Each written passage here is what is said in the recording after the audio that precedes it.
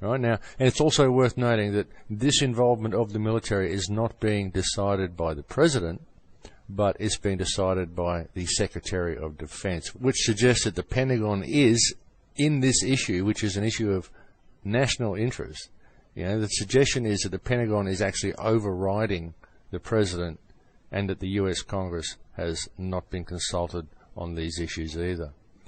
And this decision to mobilize the armed forces in the vaccination campaign is being done in what they say is an anticipation of a national emergency, even though no national emergency has yet been called. But the presumption is that a national public health emergency will occur using the WHO's level 6 pandemic as a pretext and a justification. So Canada is probably going to be doing the same thing. I believe France is going to be doing the same thing. They're going to be calling on their armed forces to play a role in support of the vaccination program. Much of the groundwork for the intervention of the military has already been clearly established. There are indications that these regional teams have already been established under US NORTHCOM, which has been involved in preparedness, training and planning in the case of the flu pandemic. You can read all about that. That was actually a direct quote from the Northern Command website, which is usnorthcom.com. Within the broader framework of disaster relief, the Northern Command has, in the course of the last 2 years, defined a mandate in the eventuality of a public health emergency or a flu pandemic. The emphasis is on the militarization of public health, whereby NORTHCOM would oversee the activities of civilian institutions involved in health-related services.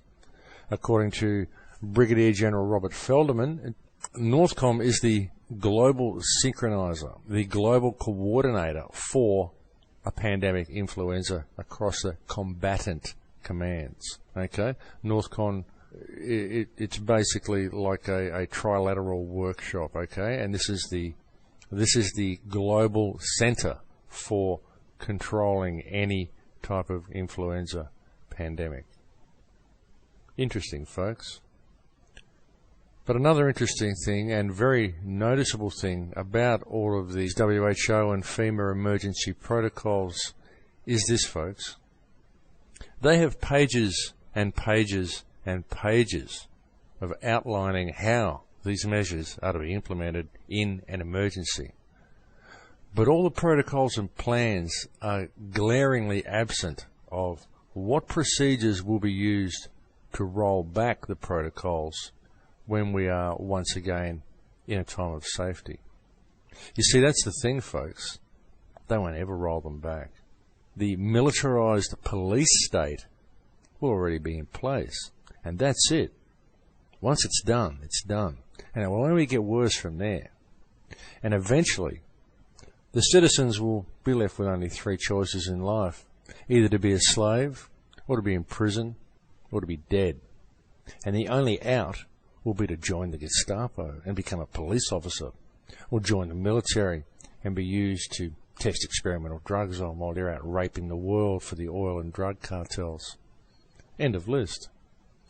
And why is this all happening to our societies and to our world? Well, folks, it's all happening because we continue to allow it. That's why it's happening. I think it's time for a break. So we'll have a break, and I'll talk to you again in a few minutes. Welcome back, folks. Now, something that I wanted to talk to you about that I meant to mention earlier. In September last year, I released a film called Fight the New World Order with Global Non-Compliance. Now, on August the 25th this year, 2009, there is an event being staged called Global Non-Compliance Day. Now, this will, I think, be an ongoing thing that will be happening at least once a month. We'll probably try to eventually extend it into maybe 3 days, but for now it's just 24 hours. And so On that day, on August 25th, 2009, we invite you and all of humanity to participate in a global Independence Day where we will celebrate the freedom and creativity of the human spirit by completely disengaging from all monetary transactions for an entire day, midnight to midnight, 24 hours. This is, in effect, a complete disengagement from the entire established politico-economic matrix that enslaves us. But it was someone on Facebook who's organising this, and it's a great thing, and it's great to see it happening. So that's August 25th, folks. There's a link on my website, thecrowhouse.com, that will get you to the Facebook group where this is being coordinated. Now, getting back to the issue of the swine flu pandemic, the way things are looking with the mandatory vaccination that seems to be looming for the people of the world. What we've got at the moment is that Greece is saying that they are going to vaccinate their entire population of 12 million against the swine flu pandemic.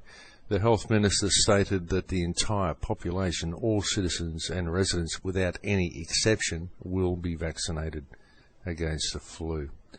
Greece has already earmarked 40 million euros for vaccine and has placed orders with Novartis and Glaxo for 8 million doses.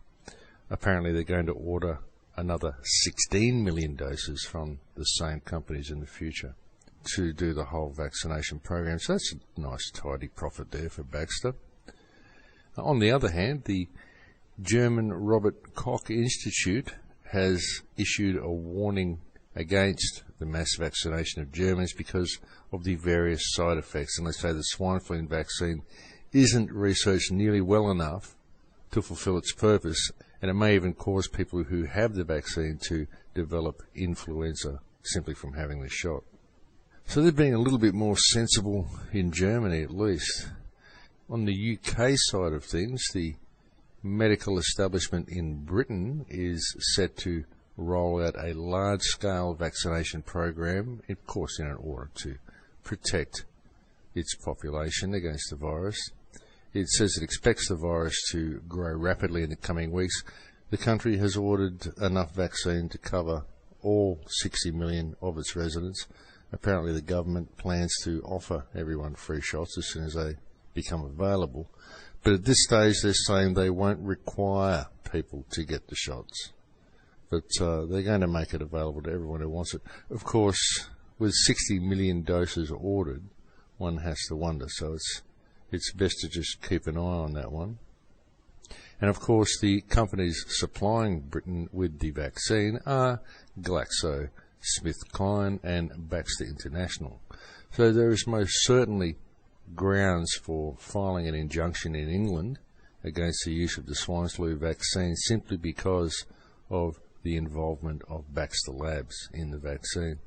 Prime Minister Gordon Brown has called the UK one of the countries best prepared to cope with the swine flu, and apparently England has stockpiled enough antiviral medication, including Tamiflu as well, to treat 50% of the population. Folks, there's been countless reports surfacing around the world of children who have been given Tamiflu, and these children are experiencing nightmares, stomach cramps, diarrhea, all sorts of side effects. Don't give your kids Tamiflu. Tamiflu is simply an enormous money spinner for Roche Pharmaceuticals. None of these drugs work, folks. They're all just chemical rubbish. I suggest you all remember the smallpox pandemic that occurred in the mid-20th century. They said it was this global pandemic was going to wipe out most of humanity, and they had to roll in the vaccinations. Well, we had vaccinations here in Australia, and there were 2 infants who died from the vaccination. So the Australian government back in those days thought that this wasn't a good thing, so they stopped the vaccination program straight away. And in Australia, during that entire smallpox outbreak, we had 3 people actually die of smallpox, including the 2 infants who died from the vaccinations.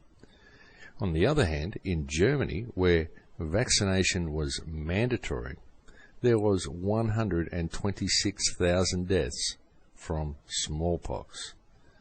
So that sort of gives you a bit of an idea about vaccinations, folks.